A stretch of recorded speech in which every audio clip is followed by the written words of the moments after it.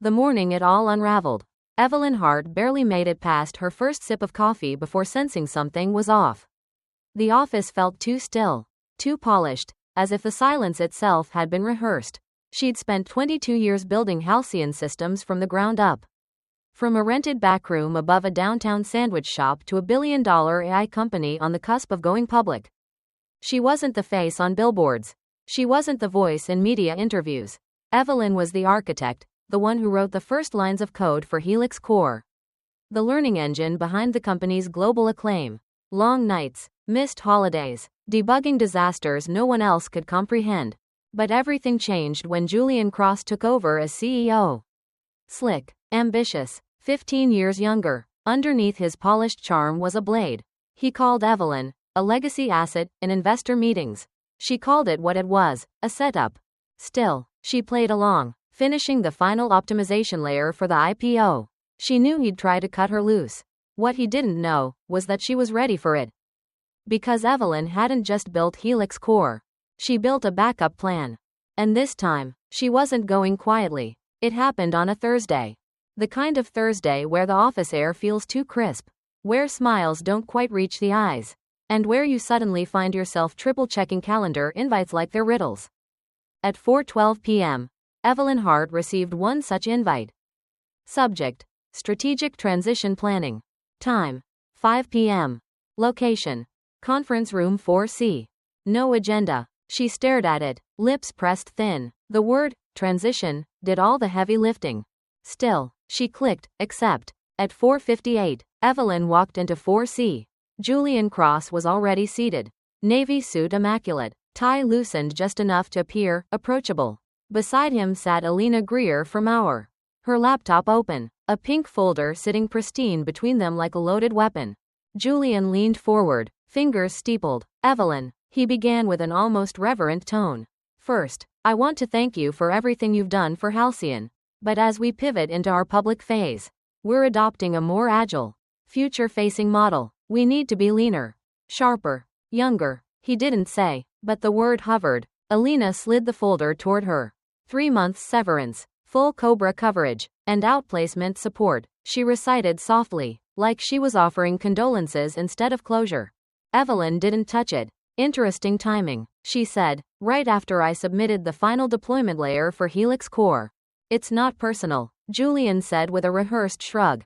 No, she replied, standing. It's predictable. She turned, walked out, and didn't glance back. The hallways she once helped design, the ones she had literally laid the electrical plans for in the original renovation, felt foreign.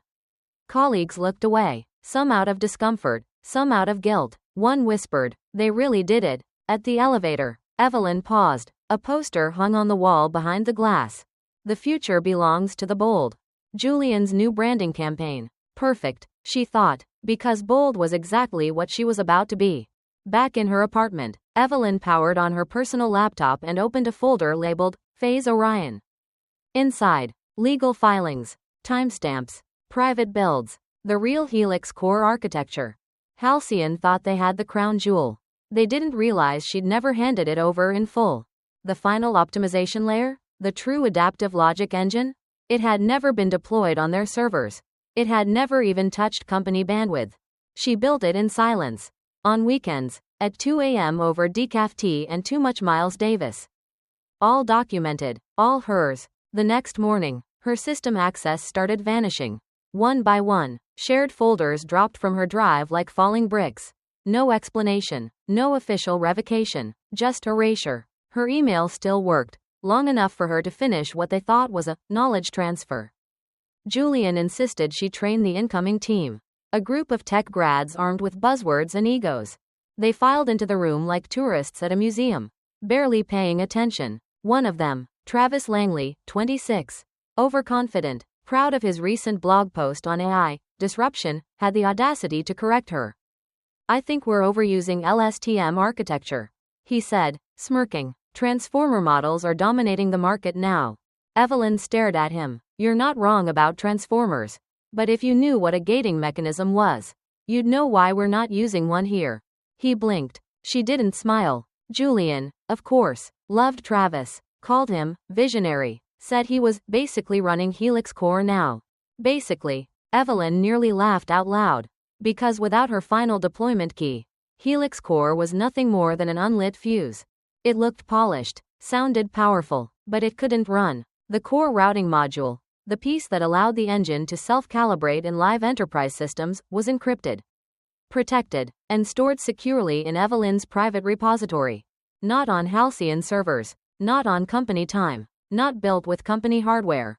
Her own IP, fully filed, fully defensible. 3 days later, the call came. Rachel Monroe, VP of Strategic Operations at Lyra Dynamics, Halcyon's top competitor.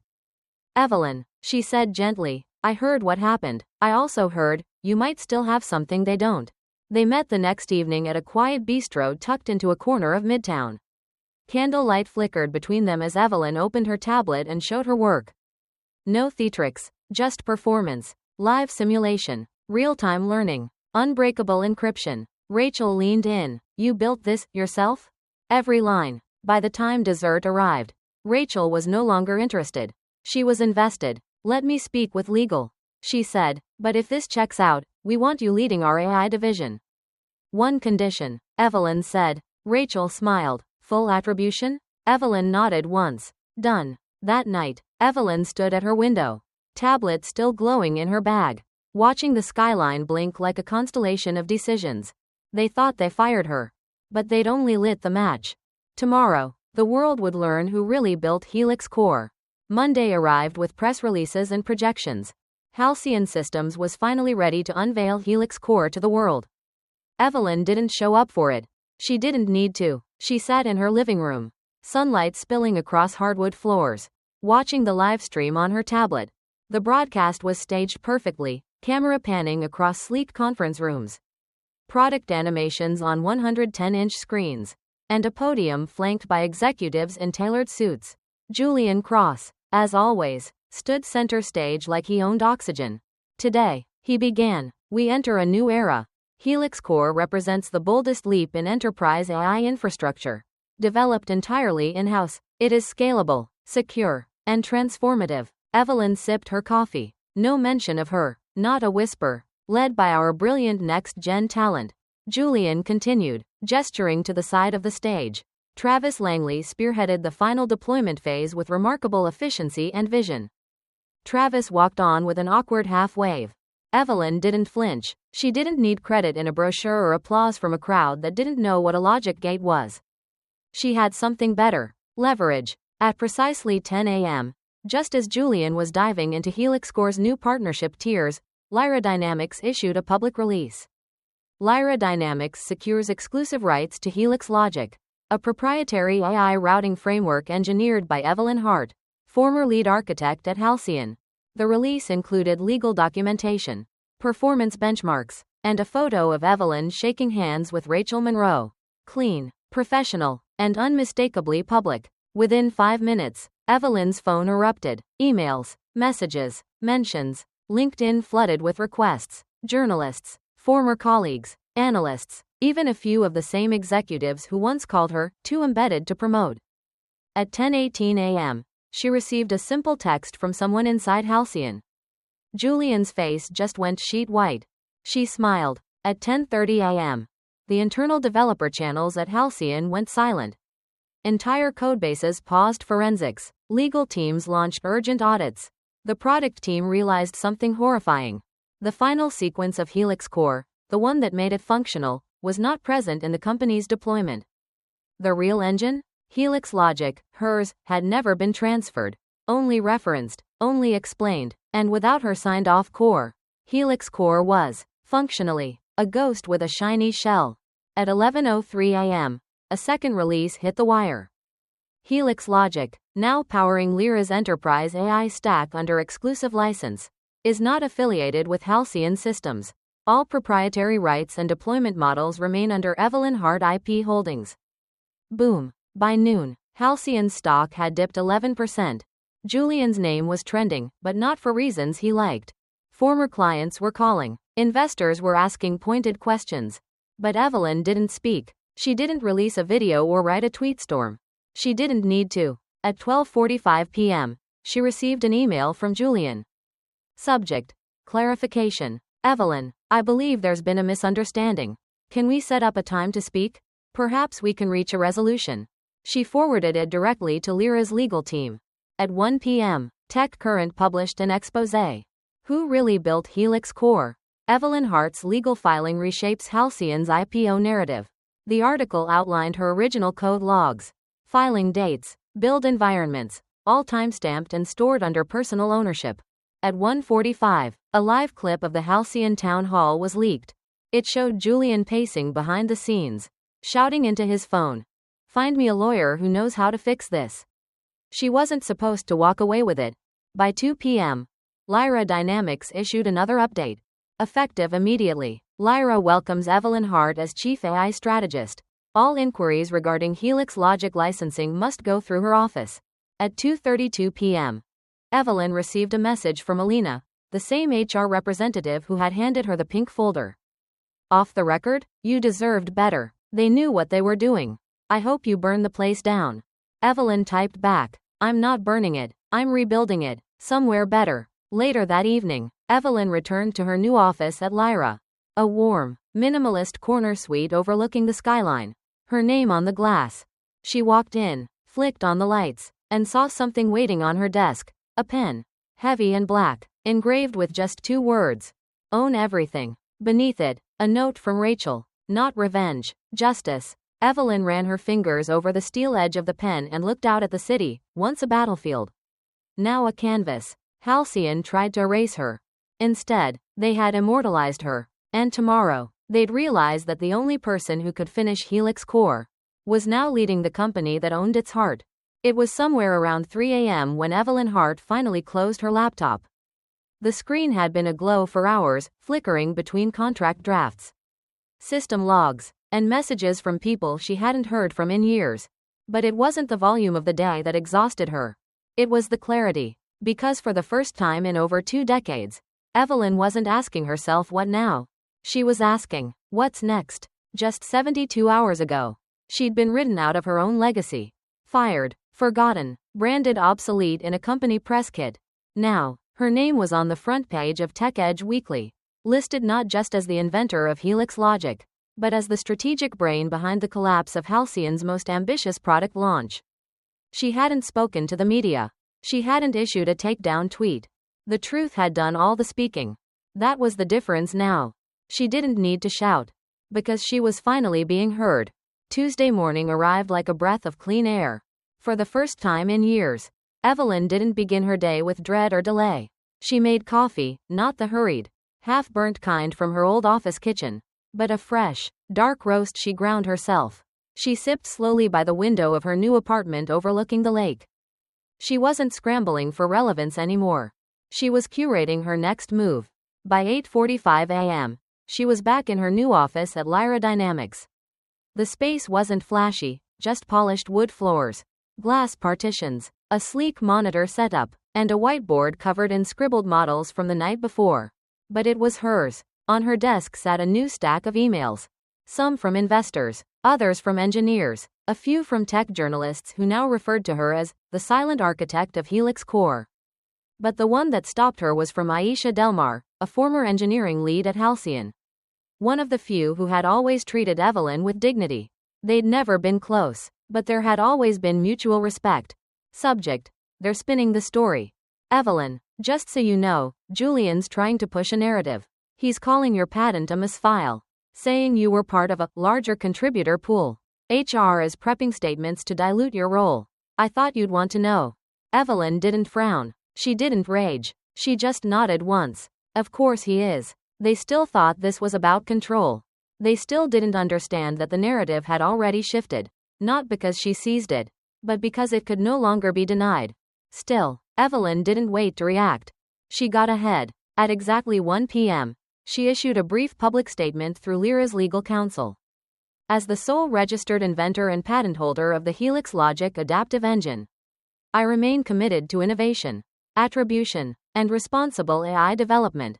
Any commercial use of the framework must comply with licensing terms under federal intellectual property law. No anger, no names, just fact. The message spread like fire in dry grass. By 2:30 p.m., Halcyon's lawyers were in contact. This time, their tone was different. Apologetic, careful, weak. They weren't threatening legal action. They were asking for licensing terms. And that was when Evelyn's perspective truly shifted. She wasn't David against Goliath anymore. She was Goliath. And she wasn't just defending her name. She was defining it. That night, as the sun bled into the Chicago skyline, Evelyn stayed late in the office. But this time, she wasn't hunched in the corner of a corporate cave, hidden behind NDAs and discounted credit. She was on a mission. Not of revenge, but of restoration. She compiled a list of 10 engineers from her old team. People who'd been minimized, brushed aside, ignored for being too technical or not executive enough. She drafted personal invitations to join her division at Lyra. No applications, no HR gatekeeping, just a line at the end of each message. If you're ready to build somewhere that values your mind, your name, and your future, my door is open. 5 replied by midnight, 3 more by morning. 1 simply wrote, "Where do I sign?" Later that week, Evelyn stepped into the largest conference room at Lyra HQ. The whiteboard had already been wiped clean. 10 chairs surrounded the table. Coffee was brewing. Laptops were open. The new team was waiting. As she entered, someone clapped softly, then another, then all of them. Not for show, for respect. Evelyn raised her hand, smiling. "Let's get to work." And just like that, the real story began, not in code, but in culture, not in vengeance, but in vision, not in being heard by them, but by the right people. It was still dark out when Evelyn Hart arrived at the industrial warehouse turned innovation hub on the west side of Chicago. The space was raw, concrete floors, exposed beams, glass partitions that hadn't been installed yet, but the bones were good, strong, honest, like everything she planned to build. Evelyn walked through the wide-open floor, listening to the echo of her boots, the quiet hum of a city still asleep outside. She paused in front of the main wall, the future site of a floor-to-ceiling screen, and took a breath. This wasn't a company yet. It was a blueprint, but soon, it would be something else entirely. ARCHAI. A next-generation AI infrastructure firm. Agile, ethical, owned by her. The decision hadn't come overnight. After the fallout at Halcyon and the storm of interviews, coverage, and inbox overload, Evelyn could have coasted at Lyra. They wanted her, valued her, protected her, but something inside her had shifted. She no longer just wanted a seat at the table. She wanted to design the room. The idea had started small, sketched out on napkins, mapped on whiteboards, whispered to trusted allies, but it grew fast, too fast for silence. By the end of her second week at Lyra, she had more than a vision. She had traction. 3 major clients who followed her across companies, 5 engineers from Halcyon who believed in her leadership, and a legal team that made sure her new firm would be bulletproof. The first move was filing the LLC, ARCHAI Systems, Inc., named not for arrogance, but for the ancient Greek, archaeos, origin, a reminder that what she was building was rooted in the truth. By week 3, the bank account was opened. Private, clean, first client deposit, $2.3 million. She stared at the wire confirmation for a long time. Not in disbelief, in recognition. This was hers. That Monday, Evelyn called her new team together at the unfinished office. 7 of them, seated on mismatched chairs, surrounded by takeout boxes and rolls of printed diagrams taped to the walls. It wasn't glamorous, but it was real. She stood in front of the whiteboard and drew 2 overlapping circles. 1. Performance. 2. Integrity. Where they met, she wrote in bold marker. ARCHAI. "I'm not here to build another AI product," she began. "I'm here to build a different kind of company." They watched her closely. At Halcyon, we had scale, but we didn't have soul. Our clients never saw the true engine. And neither did the people who built it. "We're going to change that." One of the engineers, Aisha, nodded. "How?" "By designing the systems and the structure. By giving attribution as policy, not as apology. By never shipping a single line of code we don't fully understand. And by never pretending that intelligence is the same as wisdom." The room fell quiet. Then someone clapped. And then they all did. Because it wasn't just a mission statement. It was a manifesto. Within 4 weeks, ARCHAI had secured 4 contracts. Small at first, audit tools, back-end assessments, restructuring plans, but the feedback was explosive. Evelyn's architecture didn't just work, it scaled with surgical precision. One client called it AI with a conscience. Another said, "You didn't just fix our models. You fixed our thinking." They didn't realize that Evelyn had baked something invisible into her frameworks. Ethical parameters coded directly into the decision layer. Not just compliance, but values. And that changed everything. By the end of the second month, ARCHAI had a waiting list. By the third, they had an offer. $18 million in seed funding from a female-led venture group that had followed Evelyn's keynote at the Global Tech Summit. "Take it," her advisor said. "This is the moment." But Evelyn hesitated. Not because of fear. Because of intention. She wasn't just building a unicorn. She was building a blueprint for how AI firms should operate. That meant slow where others rushed. Transparent where others obscured. She countered the offer. $12 million. Same terms, but with full founder control. They agreed within 48 hours. 2 weeks later, Evelyn sat in the back of a midtown lecture hall, watching a group of young engineers demo their project, an adaptive forecasting model trained on accessible language datasets. She recognized the architecture. It was hers, not stolen. Inspired. After the presentation, one of the students approached her, nervously clutching a notepad. "You're Evelyn Hart, right?" She nodded. The girl's voice shook. I just wanted to say, we read about you in class.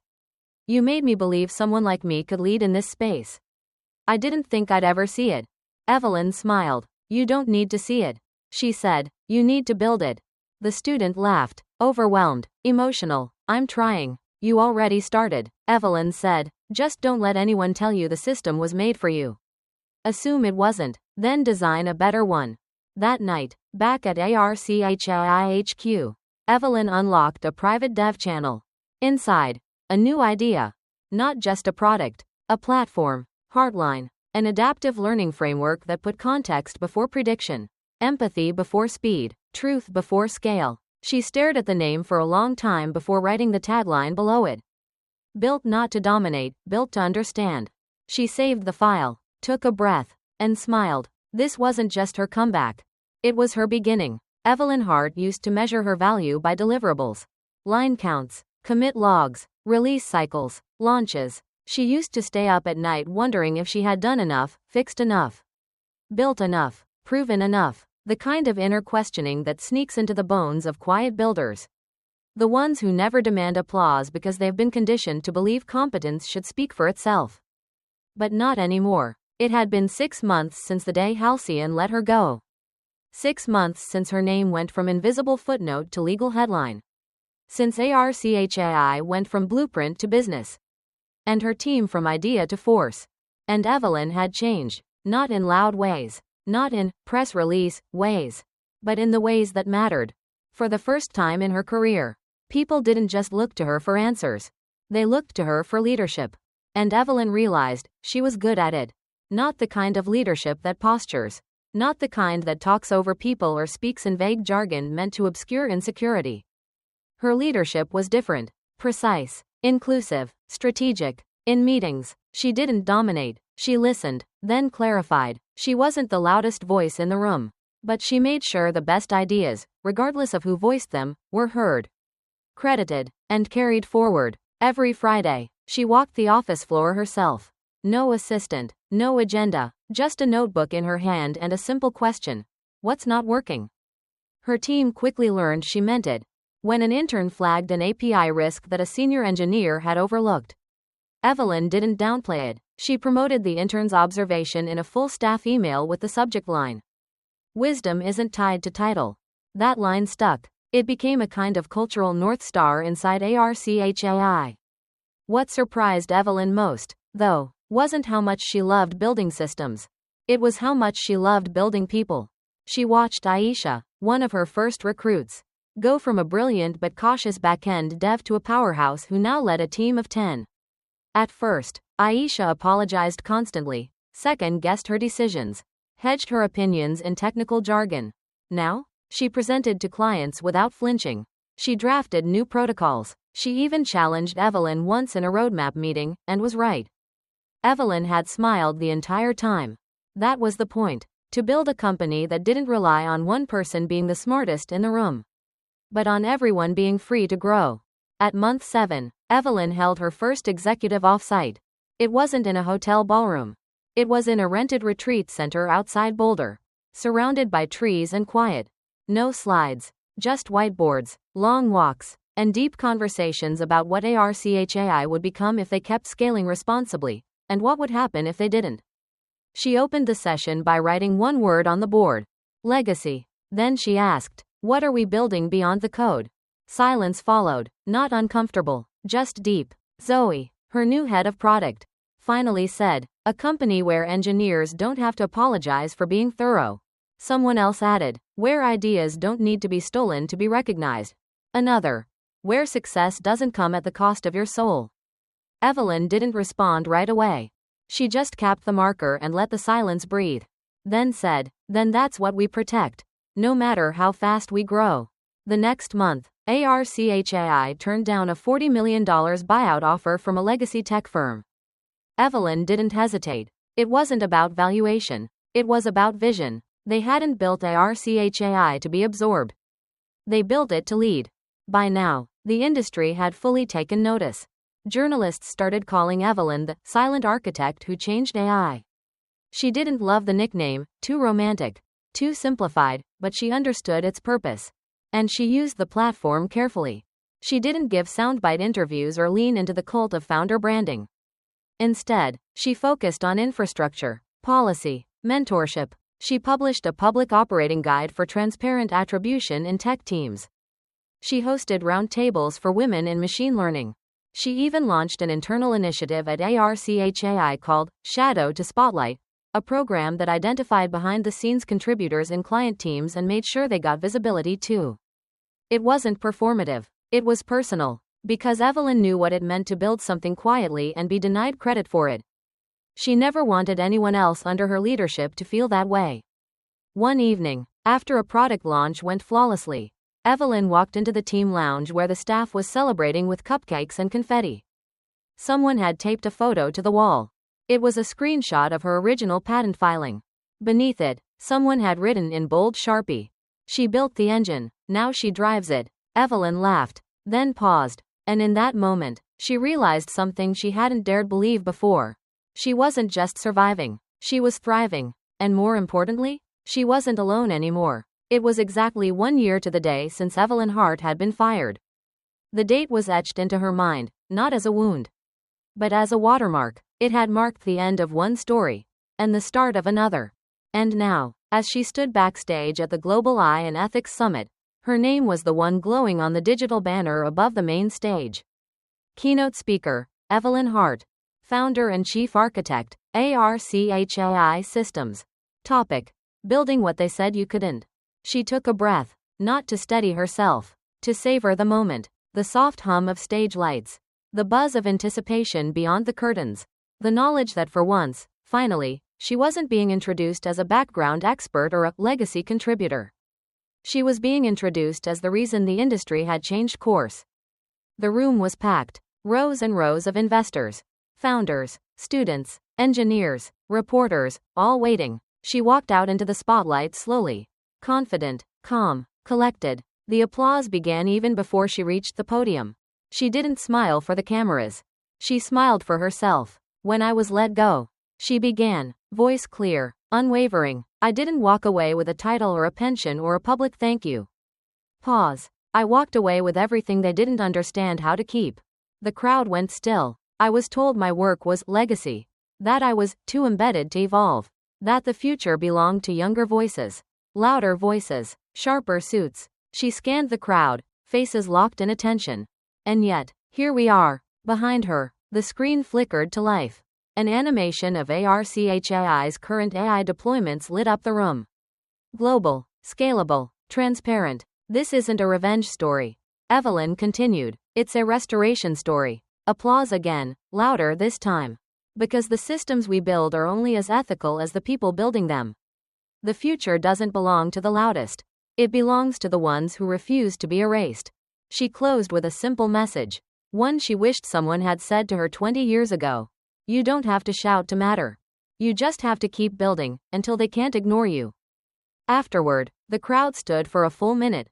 Some clapped, others cried, several, Evelyn later learned, walked straight out of the summit and submitted their resignation letters to go start what they'd always dreamed of. Because they'd seen her, not just as a speaker, but as proof. Later that night, Evelyn returned to ARCHAI's headquarters. The building was quiet, its windows catching the reflection of the city's lights like a heartbeat. On her desk sat a small package. Inside, a pen, black, minimalist, engraved with a single line. You rewrote the rules. No card, no sender. But she smiled, because it didn't matter. It was true. In the weeks that followed, ARCHAI expanded across 3 countries. They didn't do it with big PR blasts or inflated job titles. They did it with trust. Evelyn's internal program, Shadow to Spotlight, had grown into a coalition of companies, startups and giants alike, who pledged to document attribution, promote invisible talent, and restructure how intellectual property was handled in technical teams. By Q3, ARCHAI announced a new initiative, Project Atlas, an open-source ethical layer for machine learning systems, designed to be universally integrated, even by competitors. A tech blog headline captured the mood perfectly. The company they tried to silence just gave the industry its conscience. But Evelyn's proudest moment didn't happen on stage or in code. It happened during a quiet one-on-one meeting with her youngest engineer. Miles, 22, brilliant, anxious, and wildly gifted. He knocked on her door one afternoon, visibly nervous. I was wondering, he said, fidgeting. How do you know when you're ready to lead something? Evelyn tilted her head. Who told you you weren't? Miles blinked. No one. I just assumed. She held up a hand. Stop. Never assume you need someone else's permission to rise. Then she opened a drawer, pulled out a folder, and slid it toward him. Inside, specs for a new internal platform. Still in infancy. I've been waiting for the right person to take this on, she said. Miles' hands trembled. Build it, she added, and take your name with you. By the end of the fiscal year, ARCHAI was valued at just under $300 million. But Evelyn didn't celebrate the number. She celebrated the faces. The people in the photos hung on the hallway walls. The quiet thinkers who'd once doubted themselves. The engineers who never got credit, now being cited in published papers and tech roundtables. The interns who used to say, sorry, this might be a dumb question, now leading client demos with clarity and pride.